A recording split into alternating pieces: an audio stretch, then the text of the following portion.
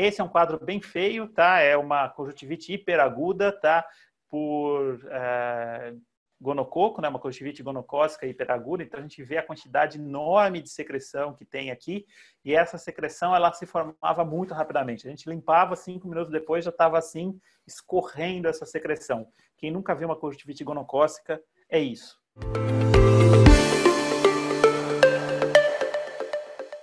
Tá?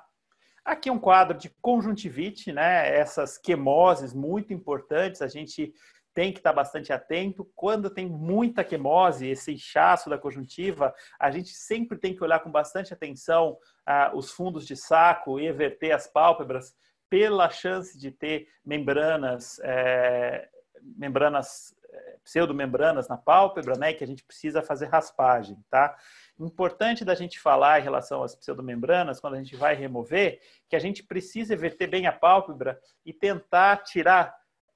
Normalmente a gente leva para o fundo de saco e tenta tirar depois que a gente colocou isso na conjuntiva bulbar, para tentar tirar toda essa membrana, porque se sobra restinho, o olho continua muito inflamado e às vezes começa a ter adesão da conjuntiva nela mesma. Então o paciente começa a ter um simblefros, o paciente começa a ter um encurtamento de fundo de saco, tudo. Por isso a limpeza é muito importante e às vezes é uma coisa que o pessoal às vezes nem dá tanta atenção. Normalmente você começando a tirar as membranas, a quimose conjuntival já começa a melhorar rapidamente, tá?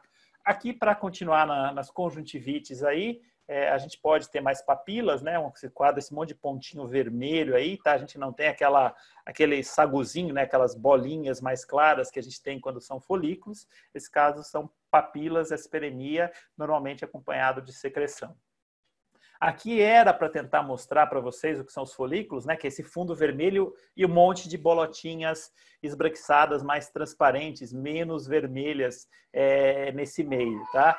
Isso são os folículos, não dá para ver tão bem. Aqui dá para ver acho que um pouquinho melhor essas bolinhas clarinhas aqui, que a gente tem bastante, tá? Num quadro de uma conjuntivite folicular, normalmente viral, mas lembrar que tem outros quadros, como, por exemplo, as conjuntivites por clamídia, né? Um paciente com um quadro crônico arrastado aí de mais de um mês de conjuntivite, a gente tem que lembrar dessa possibilidade.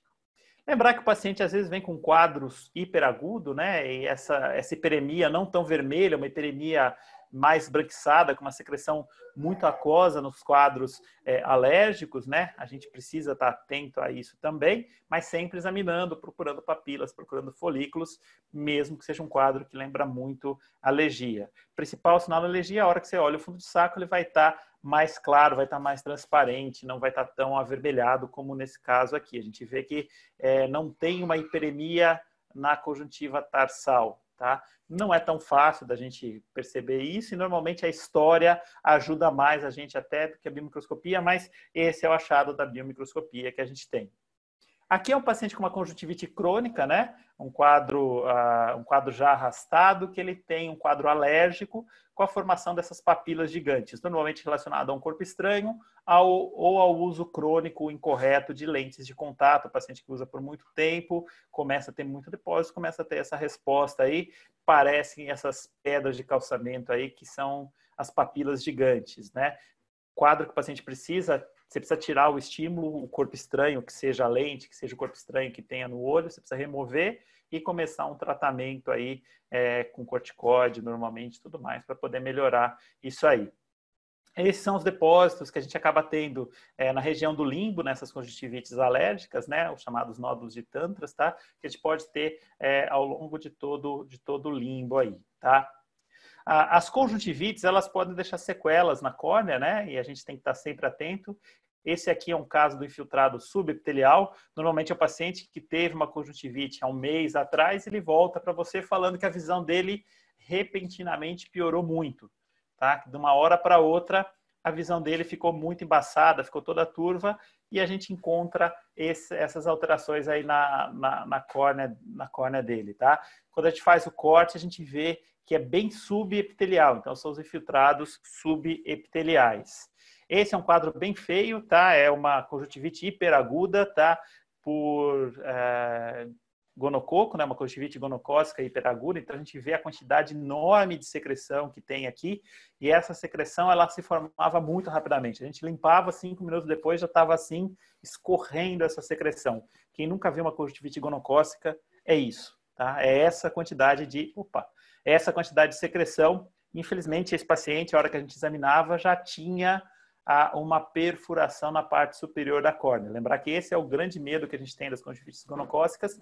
O gonococo ele consegue penetrar na córnea íntegra. Você não precisa ter uma lesão de córnea inicial e, às vezes, esse paciente pode perfurar em questão de 24 horas. É um quadro que evolui na córnea extremamente rapidamente. Então, a gente precisa tomar bastante cuidado com esses pacientes. Introduzir tratamento rapidamente e tratar, inclusive, parceiros, etc. Esse é um quadro que o paciente acaba vindo para a gente com bastante frequência, bastante apavorado, tá? É o que a gente chama de hiposfagma. Esse é um quadro que a gente pegou, um hiposfagma super difuso, né? Mas não precisa ser assim, pode ser mais localizado e tudo mais, tá?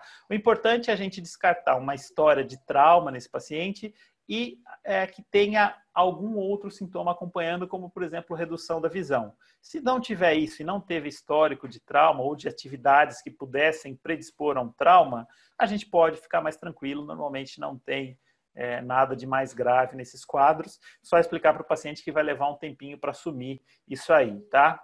Esse aqui é um quadro que pouca gente deve ter visto, mas quem já viu, não esquece nunca mais, porque é uma coisa que pode acontecer. O paciente que estava andando de moto sem viseira disse que bateu um bicho no olho dele, tá? E a gente foi ver, tinha isso aqui grudado na conjuntiva dele. E a gente retirou, removeu, era um ferrão de abelha, tá?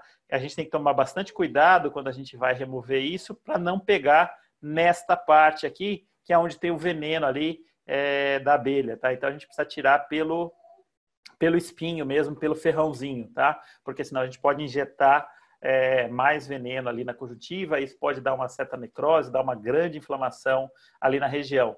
Pode ter, esse ferrão pode pegar na conjuntiva ou pode até às vezes pegar na câmara anterior, inclusive, e os quadros em geral são de inflamações muito, muito intensas aí que a gente vê, tá?